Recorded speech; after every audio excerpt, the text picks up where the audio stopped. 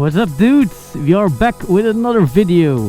This is the review of the Honda NT650V Honda Deauville, and today I'm going to talk about all these weird plastics and quirks and features. So let's roll the intro.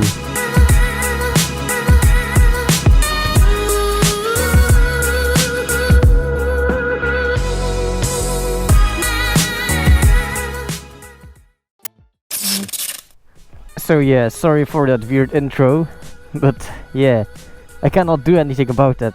So let's talk about the features and quirks about this bike. We are going to start with the little engine. The little engine only has 647 cc's, 2 cylinders in 52 degrees V formation, and it has only 3 valves per cylinder.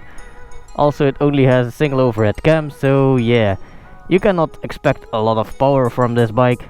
This bike only has maybe 56 or 58 horsepower. Maybe it lost a few in the past few years.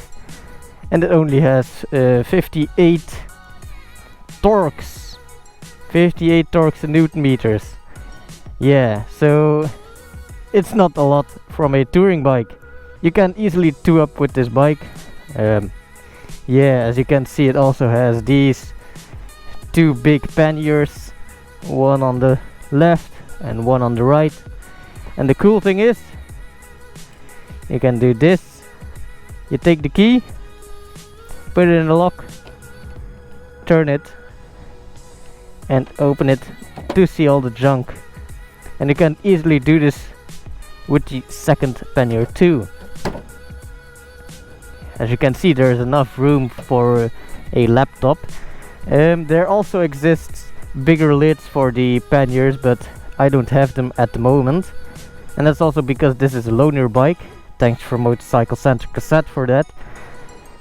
But at the moment, I do not use them that much. Also, this bike has a lot of plastic, as you can see. This is plastic, this is plastic, this is plastic, this is also plastic, this is also plastic, this is also plastic, this is also plastic, this is also plastic, this is plastic, this is plastic, this is plastic, this is also plastic. Everything is plastic, plastic fantastic. And let's put on the key back into the ignition.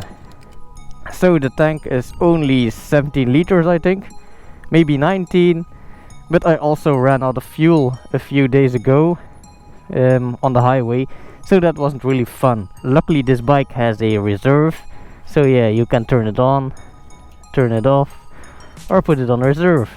But the best thing also is put it on. These crash bars are from plastic. I don't even know if these have a special purpose, except for looking like a crash bar. This bike already has been laid down, as you can see here. Here is the cracked fairing. Here is a rusted exhaust because it's already crashed. Yeah, and the rest is just dirty and old. So let's go to the front of the bike. It has these 2 weird wind deflectors.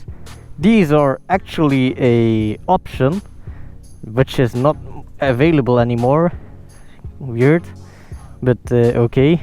And the thing is, these will protect your hands from from the cold. To go on storage space on this bike has one lockable storage box.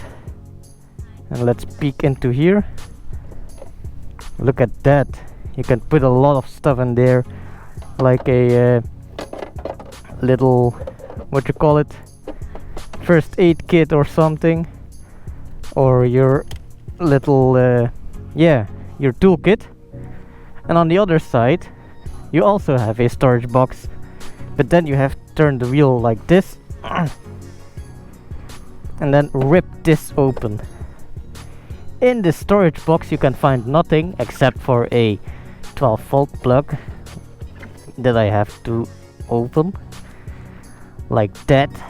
a built-in 12-volt plug, and something like this, but I don't know what this is for. Maybe it's for a radio or something. I have no idea. And to close it, you just slam it shut. So how does this bike feel on the road? This bike is actually very comfortable. It has 2 brakes on the front, 3 pot I think, I'm not really sure. But this bike also has the combined braking system, like the VFR. Let's check it here. Oh, normally it has the combined braking system, but this one is a different kind of combined braking system. You will pull the brake lever, but the pressure will increase. It doesn't have a special master cylinder on here that will also move with you when you are going to brake. And of course, on the rear we have a single disc brake.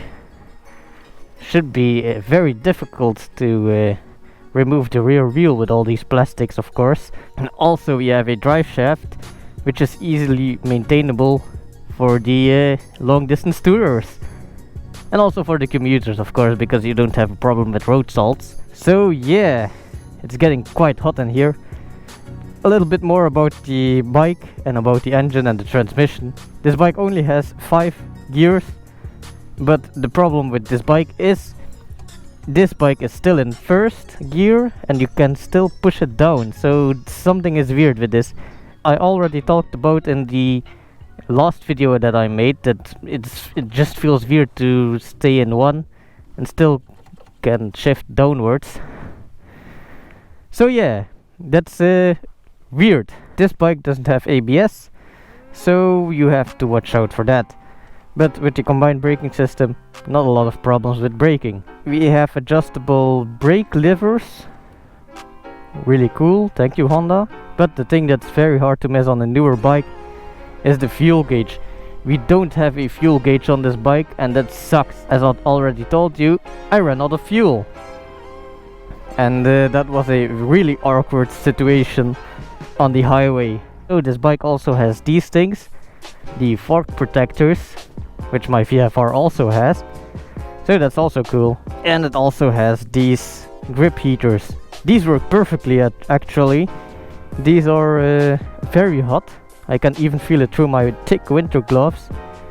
And yeah, not a lot of problems with this bike. And the seat is also very cushy. As you can see, you can just see how my thumb print will just stay in a little bit. So 2-up riding is not a problem. You will also check under the seat. It's a little different. Put in the thing like this, and then I have to pull it off. Yeah, like this. So under the seat we have actually a lot of storage area again. You can put your toolkit here, but here is already a toolkit, so you can put a lot of stuff in here. It's much more different than the VFR. So yeah, it's a bike with a lot of options. It's a bike with a lot of storage capacity. It doesn't look really nice, but yeah, for the commuter or the common courier, this bike shouldn't be a problem to own. These bikes are actually bulletproof. Well, yeah, not really, but in biker terms, of course. So I hope you enjoyed this video, and I will see you next time. So you might already be used of this kind of stupidity, ending the video before it really ends. But yeah, the first thing that comes to mind when having this bike for a week in my possession is that I really miss my VFR, but this bike also has its own charms. So yeah, we have quite the bike on our hands. So I hope you liked this video. Please give it a like, give it a thumbs up, and subscribe if you haven't already. We are still trying to get over 400 subscribers at the end of the year, and I already have 377. So let's up these numbers to get to 400 and I will celebrate so hard, maybe with a burnout with my VFR, because that one will be fixed then. Also a little bit of a backstory on the VFR, or an update as you might call it. The VFR, it missed a few bushings in the engine for the crankshaft, no, for the camshaft. So yeah, that's quite weird for my bike that I bought secondhand, and yeah, where the bike never has been opened, or so I think, because the valves never have been done. So yeah, I will see you next time.